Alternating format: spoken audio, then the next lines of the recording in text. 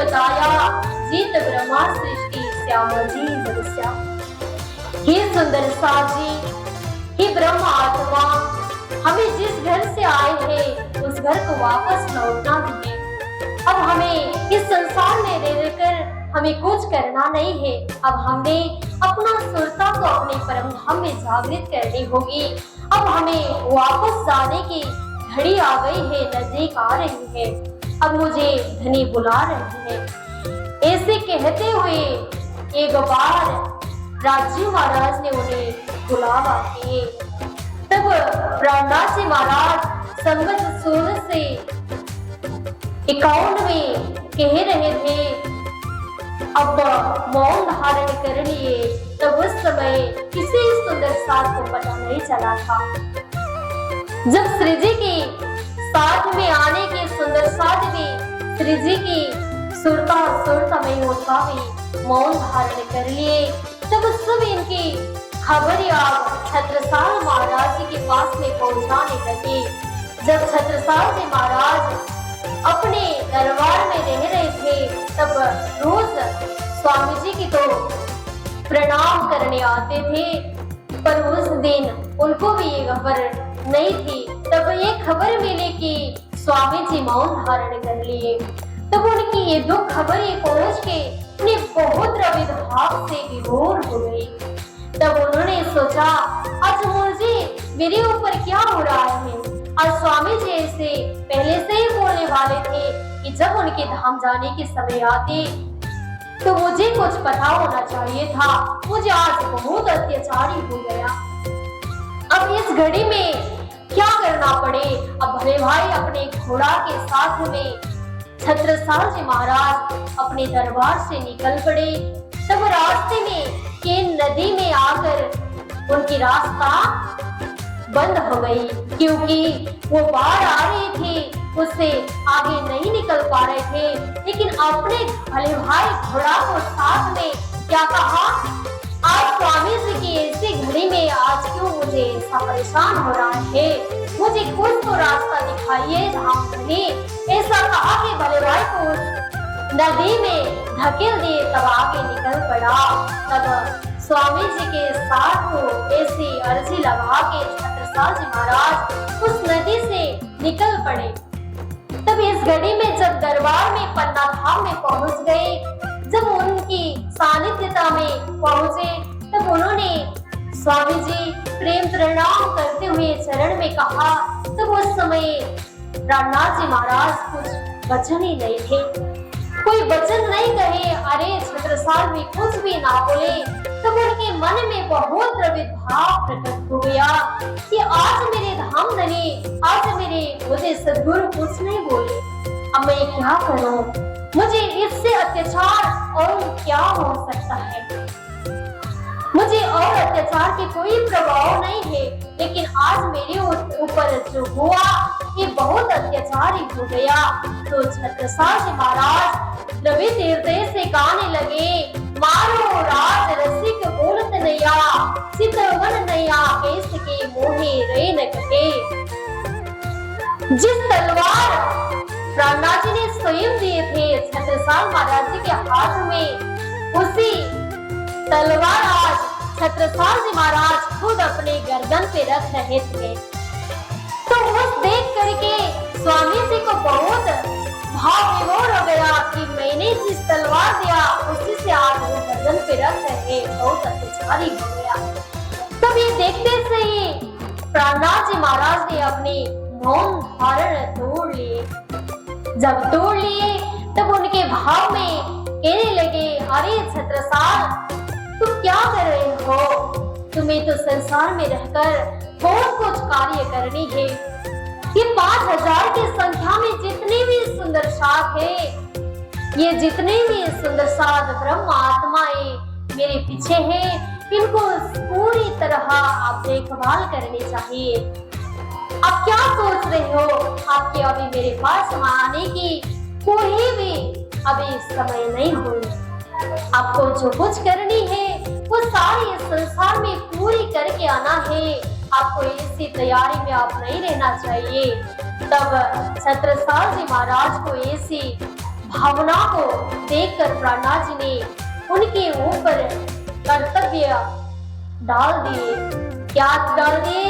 तो 5000 की संख्या को सुंदर साथ को देखभाल करना और जितने भी सुंदर साथ संसार में है उनको भी रक्षा करना, क्योंकि उस समय मुगल की शासन चल रहा था।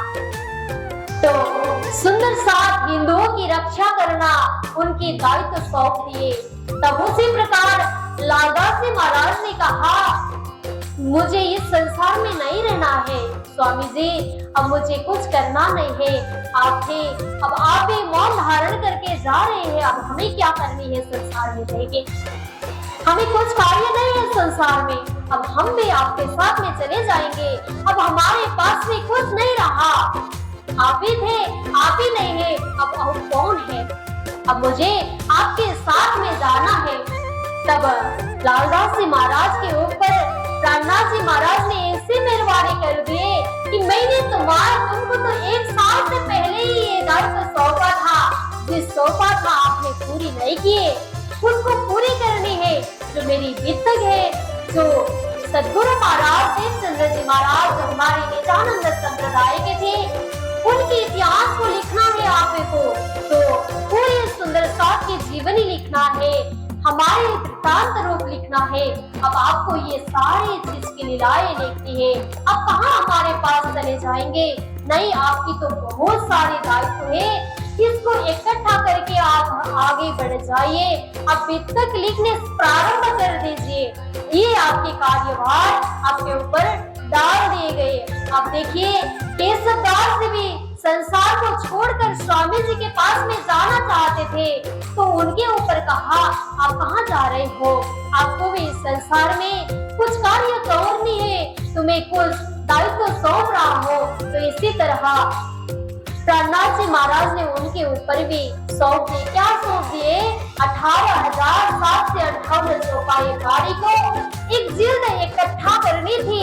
पूरा इधर उधर हो रहा था, उनको एक जिल्द करने के लिए कहा, तो उनके ऊपर भी इस दायित्व को ऊपर सौंप दिया। तब उन्होंने कहा, अब मुझे भी इस संसार में स्वामी जी की वचन को गुरु आज्ञा शिरोधार्य करके कार्य करनी चाहिए। मुझे ऐसी कृपा कर दीजिए जिस बाड़ी को मैं एक जिल्द कर सकूं। ऐसा कहा कि उन्होंने भी अपना दायित्व समर्पित किए। तब इसी तरह लालदास जी महाराज पंचमी तिथि के दिन से ये वित्तक लिखने प्रारंभ किए थे। कृष्ण जन्माष्टमी तक 1 मास लगा के इस वित्तक को लिखा गया था। सुंदर साथ जी किस भाव को हमें श्रवण कर रहे हैं, जिस भाव में त्याग था, तपस्या था, श्रद्धा था, प्रेम था, भक्ति था, ये किसके ऊपर नहीं है? तो हमारे ऊपर भी इस भाव को है, पर हम करने में क्या करते हैं? बड़ी मुट्ठी से रखते हैं, उसको ऐसा भिजाना चाहिए। अगर हम ऐसे रखते तो हम किसी की सेवा नहीं कर पाएंगे। अगर लालदास जी महाराज की स्वार्थ होती तो वो भी ये बाड़ी हमारे पास नहीं लिखकर रख दे सकते थे। तो केशवदास जी भी अगर उनको जाने था, स्वामी जी की चर्चा भी सुने थे, अब उनके किस काम की है? तो सेवा तो परमात्मा हकीकत के लिए लिख देते हैं। तो हकीकत की परमात्मा की लिखी हुई बात रोज रोज रहता है। जैसे कृष्ण कल भी थे, आज भी है, तो कल भी रहेंगे। जैसे परमात्मा की नजर में आपकी नाम लिखी जाएगी, वो कभी मिटने वाले नहीं थे। बोलिए सदगुरु महाराज की, प्राणनाथ प्यारे की। तो इसी तरह 14 अंग मिली एक फेरी, तो 14 ग्रंथों को एक जिल्द करके केशवदास जी ने इस कार्य को सौंप के अपनी जिम्मेवारी पूरी तरह निभा लिए। तो आप तेज भई रात घड़ी 14 उपरांत 14 भई जबा, 2 घड़ी रात बाकी रही, समय अंतर ध्यान को दबा।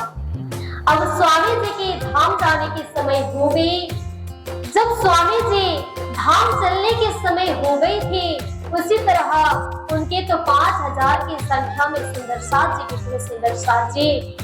तो बहुत सारे सुंदर साथ को ये पता नहीं था कि उन्होंने मौन लेकिन उनकी पीने की लिए पानी ऐसे हाथों में लेते लेते हुए भी उनकी श्वास नहीं टिक पाए थे। कोई नहाने के लिए, स्नान के लिए जा रहे थे तो जाते जाते रास्ते में ही उनका हम चलगम हो गए। तो कोई स्वामी जी के साथ साथ जिनका कार्य संसार से भी पूरी हुई थी, वो सारे सुंदर साथ अपने धाम रहने की चिंता में ही लीन हो गए थे। अब इस बात को कैसे हम वर्णन कर सकते? इसी तरह हम स्वामी जी के जब वित्तक के प्रारंभ होने के 2 दिन पहले व्रत रखते हैं ना, तो ऐसे व्रत रखते हैं जो हमारे स्वामी जी के विरह पर सुंदर साथ जी भी धाम चले गए थे। तो इसलिए हम उनकी विरह गायन भी करते हैं कि बहुत सारे सुंदर साथ भी धाम चले गए थे स्वामी जी की तलाश में। उनकी आत्मा की तलाश थी, उनकी चर्चा की तलाश थी, जो अमर वाणी हमारे मार्ग में रख के गए। उसी वाणी में सब सुंदर साथ मग्न थे, प्रेम में थे, उसी में अपने जीवन को दान किए थे, अपने जीवन पूरी तरह समर्पित किए थे। इसी तरह लालदास जी महाराज ये वित्तक घटी हुई बात को कह रहे हैं कि मैं इस तरह ये वित्तक लिख रही हूँ सुंदर साथ जी। ये ऐसी घड़ी में पंचमी तिथि के समय जब श्रद्धालु भक्तों आए, तब पंचमी तिथि के दिन श्री राज्य जो 18,758 चौपाई बाड़ी था, वो गुम्मट से बंगलाज में पधरा दिए गए। तब स्वामी जी की उस भौतिक शरीर जो था वो गुम्मट में पधराव किए गए हैं। तो आज भी हम राजी महाराज की स्वरूप मानकर स्वामी जी को गुम्मट में जाकर प्रणाम करते हैं। तो कोई सुंदर साथ जी मुझे कहते हैं कि माता जी हम तो कभी कभी उनकी ध्यान में रहते हैं ना, कभी कभी वो खुद आके हमें जगाते हैं। कोई कहते हैं कि हम स्वयं प्राणनाथ जी को अपने आप ही के नयन में देखते हैं। वो ऐसे थे, अपनी आंख में रखने से भी उनका कोई भी असर नहीं पड़ता था। उनकी ऐसी अमरवाणी हमारे पास में विद्यमान है। तो आज भी हम प्राणनाथ जी से मिलने के लिए गुम्मट जी में हम मिलने जाते हैं, जहाँ पन्ना धाम कहा जाता है। तो उन्होंने जितने भी पानी वहाँ चर्चा किए थे वो बंगला जी में किए थे। वहाँ बंगला जी में जो हम जाते हैं ना, तो बंगला जी आगे है तो पीछे गुम्मट जी है। तो उन्होंने जहाँ बैठ के चर्चा किए थे वो बंगला जी है। तो जब उनकी धाम गमन हो गई तब वो मन धारण कर ले, उनको समाधि पीछे गुम्मट जी में रखा गया है। तो उस दिन पंचमी तिथि के दिन आप वहाँ बंगलाज में पूरा आरती घंटा बजा करके वहाँ धूमधाम से श्रद्धालुओं सुंदर साथ उपस्थित हुए थे। तब लालदास जी महाराज अपने कार्य को सौंप जो ऊपर था वो कार्य जिम्मेवारी वहन करने के लिए उन्होंने अब पंचमी तिथि के दिन ये वित्तक लिखने के लिए प्रारंभ किए थे। बोलिए सद्गुरु महाराज की, प्राणनाथ प्यारे की, लालदास जी महाराज की, श्रीमद् वित्तक चर्चा की।